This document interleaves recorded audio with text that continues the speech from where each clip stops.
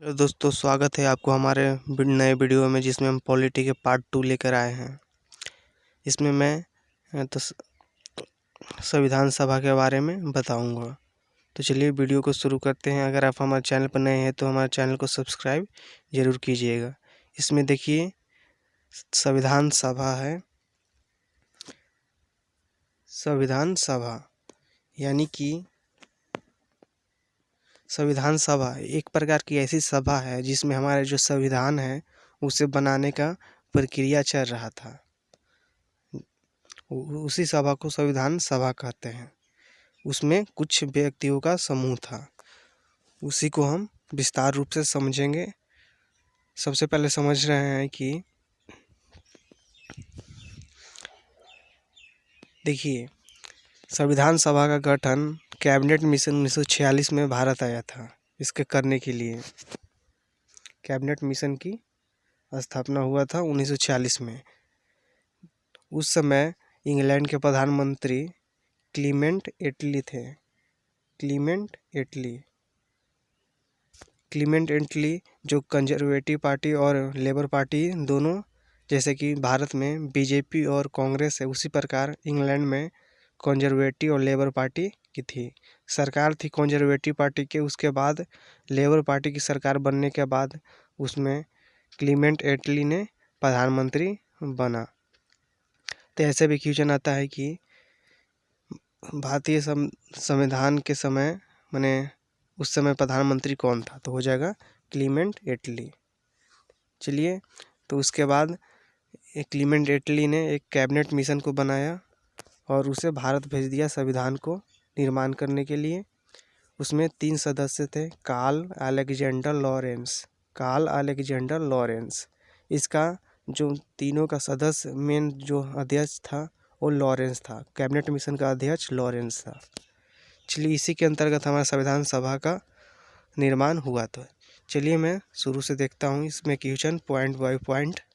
इसमें कह रहा है कि पहला पॉइंट देखिए, प्रेम बिहारी राय ज़्यादा ने भारतीय संविधान को हाथ से लिखा। जो कि प्रेम बिहारी राय ज़्यादा है ना, वो हाथ से अपने संविधान को लिखे थे।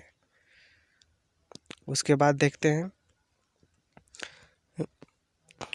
डॉक्टर भीमराव अंबेडकर ने संविधान का प्रारूप तैयार किए थे। यानी कि प्रारूप जो लिखने की जो हेड थे वही थे भीमराव अंबेडकर ने। प्रारूप आता है क्वेश्चन की प्रारूप समिति का अध्यक्ष कौन थे, तो हो जाएगा डॉक्टर भीमराव अंबेडकर। उसके बाद है देखिए संविधान के जनक किसे कहा जाता है, तो हो जाएगा भीमराव अंबेडकर। संविधान के जनक भीमराव अंबेडकर को कहा जाता है, क्योंकि इन जो ड्राफ्टिंग कमेटी था उसका अध्यक्ष यही थे।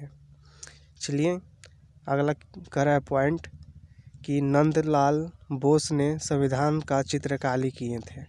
जो नंदलाल बोस है ना, वो संविधान की चित्रकारी किए थे।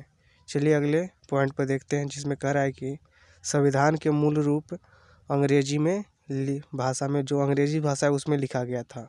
उस पर विवाद होने के बाद अंग्रेजी और हिंदी दोनों में लिखा गया था, लेकिन जो मेन संविधान है वो हमारा इंग्लिश में लिखा गया था। उसका आगे देखिए, मूल संविधान में संसद केंद्रीय कक्ष में रखा गया। जो मूल संविधान है वो संसद के केंद्रीय कक्ष में अभी रखा गया है। इसके आगे देखते हैं, इसमें कह रहा है कि संविधान सभा की पहली बैठक 9 दिसंबर 1946 को हुआ था। इसका अस्थायी अध्यक्ष सच्चिदानंद सिन्हा थे। सबसे पहले जो संविधान सभा की बैठक हुआ था 9 दिसंबर 1946 में हुआ था। 1946 में हुआ था। तो इसका जो अध्यक्ष बना थे सच्चिदानंद, लेकिन वो अध्यक्ष थे अस्थायी। उसके अगला दिन यानी कि 2 दिन बाद 11 दिसंबर 1946 को फिर से बैठक हुआ। उसका अध्यक्ष चेंज हो गया, जो कि अस्थायी सदस्य से सच्चिदानंद वो हट गए और अस्थायी सदस्य बन गए डॉक्टर राजेंद्र प्रसाद, जो कि अस्थायी सदस्य थे। चलिए अगले पॉइंट पर देखते हैं, जिसमें कह रहा है कि 13 दिसंबर 1946 को जवाहरलाल नेहरू द्वारा संविधान सभा में उद्देश्य प्रस्ताव प्रस्तुत किया गया। देखिए उद्देश्य प्रस्ताव को प्रस्तुत किया था जवाहरलाल नेहरू ने 13 दिसंबर यानी कि 2 दिन बाद 9 दिसंबर 1946 को संविधान सभा की पहली बैठक हुई। दूसरी बैठक फिर हुई 2 दिन बाद 11 दिसंबर, और 13 दिसंबर को उद्देश्य प्रस्ताव प्रस्तुत किया हमारे जवाहरलाल नेहरू ने। उसके बाद देखिए उसका जो उद्देश्य प्रस्ताव प्रस्तुत किया गया था उसका संविधान सभा द्वारा जो कि उसका माने स्वीकार किया गया 22 जनवरी 1947 में, बहुत दिन के बाद उसका हुआ था। चलिए अगले देखते हैं पॉइंट को, जिसमें कह रहा है कि संविधान सभा की अंतिम बैठक 24 जनवरी 1950 को हुआ था। जो संविधान सभा की अंतिम बैठक हुआ था वो 24 जनवरी 1950 को हुआ था। 24 जनवरी 1950 के देखिए 3 डेट सेम है। 24 जनवरी 1950 डेट अच्छा है, जिसमें हमारे जो राष्ट्रगान है जन गण मन और राष्ट्रीय गीत है वंदे मातरम, उसे ये तो अपनाया गया था संविधान सभा द्वारा, और लास्ट बैठक था वो अंतिम बैठक में। और जो हमारे राज्यसभा हिंदी की स्वीकार किया गया था 14 सितंबर 1949 में, हिंदी भाषा को स्वीकार किया गया था 14 सितंबर 1949 में, क्योंकि इंग्लिश में तो हुआ था संविधान लिखाया था, तो इसीलिए हमारा 14 सितंबर को हिंदी दिवस, राष्ट्रीय हिंदी दिवस मनाया जाता है। चलिए अगले पॉइंट को देखते हैं, जिसमें कह रहा है कि भारत के राष्ट्रीय चिन्ह सारनाथ के अशोक के स्तंभ को स्वीकार किया गया। यानी कि अशोक स्तंभ है, देखिए अशोक स्तंभ है जो सारनाथ को, उसको स्वीकार किया गया था 26 जनवरी 1950 को, सारनाथ अशोक को। उसके बाद देखिए हमारा राष्ट्रीय ध्वज को स्वीकार किया था, राष्ट्रीय ध्वज है तिरंगा झंडा, उसका स्वीकार किया था 12 जुलाई 1947 को। इसके बाद जो राष्ट्रीय ध्वज है तिरंगा, उसका डिजाइन पिंगली बैकाया ने किया था। उसका डिजाइन, उसका अनुपात 3:2 होता है, लंबाई और चौड़ाई का अनुपात। चलिए अगले पॉइंट पर देखते हैं, जिसमें कह रहा है कि संविधान के संवैधानिक सलाहकार BN राव। ये क्वेश्चन पूछा हुआ है BN राव, ये बहुत इंपॉर्टेंट क्वेश्चन है। BN राव संविधान सभा के सलाहकार कौन थे? तो BN राव हो जाएगा। चलिए इसके बाद आगे कह रहा है कि कैबिनेट मिशन 1946 में मिशन योजना के अनुसार जुलाई 1946 में हुआ था। ये इम्पोर्टेंट नहीं, देखिए इसका इम्पोर्टेंट है, जबकि कुल सीट 289 था, 289 कुल सीट था। इसमें महिलाओं की संख्या 15 थी, ये याद रखिएगा।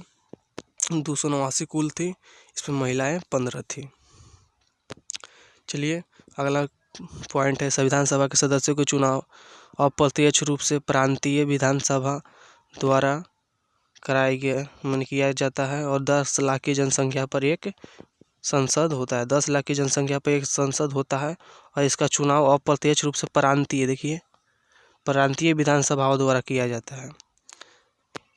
चलिए अगले पॉइंट को देखते हैं, जिसमें कह रहा है कि संविधान सभा की कुल महिला, यानी कि हम पहले बता चुके हैं 15 थे, और प्रारूप समिति है, देखिए ड्राफ्टिंग समिति आ गया,